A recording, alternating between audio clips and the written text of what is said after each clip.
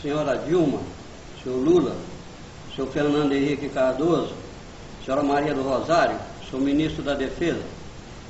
tenho a dizer que eu sou mineiro de Belo Horizonte, sou reservista das Forças Armadas Brasileiras. Eu fui convocado em 1960 pelo 12º Regimento de Infantaria do Exército, em Belo Horizonte, para combater o terrorismo na época. Eu fui convocado em 1964 para combater o comunismo. Eu fui convocado novamente em 1971 pelas Forças Armadas no governo militar. No dia 20 de janeiro de 1960, diante do comando militar, jurei, prometi meu sangue, prometi minha vida para defender, para proteger a nossa pátria mãe Brasil. Se estão ouvindo a minha voz, é porque ainda corre em minhas veias o mesmo sangue prometido e também ainda bate no meu peito o sentimento de patriotismo e de brasilidade. E se o meu sangue vier a ser cobrado, que seja então derramado sobre a face da nossa pátria mãe Brasil para lavar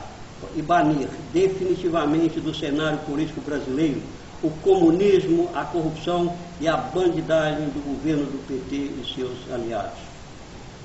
Como reservista das Forças Armadas e como fui convocado por 3 vezes,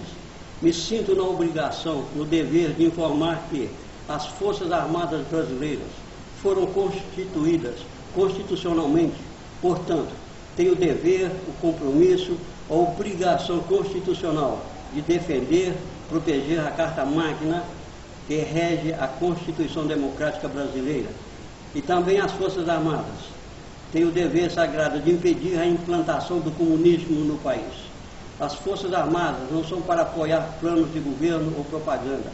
As Forças Armadas, elas obedecem o presidente, porém, no limite.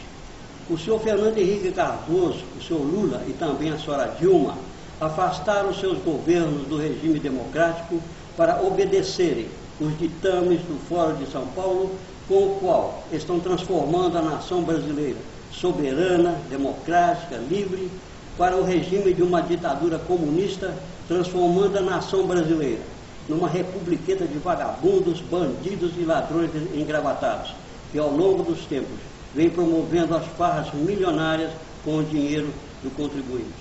Mais de 70% dos brasileiros não sabem que o Foro de São Paulo é a fortaleza do governo comunista do PT, com representação em Cuba, onde Lula assinou com Fidel Castro este acordo no início dos anos de 1990, logo após a queda do Muro de Berlim. As metas do Fórum de São Paulo para implantar a ditadura comunista no Brasil pela via pacífica já estão sendo executadas, porque desde 1990 começaram a planejar. Os 10 itens da primeira ata do Foro de São Paulo são: controlar politicamente o judiciário, desmoralizar o Congresso e criar um sistema unicameral, amordaçar o Ministério Público, direcionar a produção artística e cultural, controlar a mídia e a internet, valer-se de dossiês para impor à vontade a banqueiros, empresários e adversários políticos, promover a instabilidade no campo, o MST, criar forças paralelas e desarmar a população, comunizar e prostituir a educação,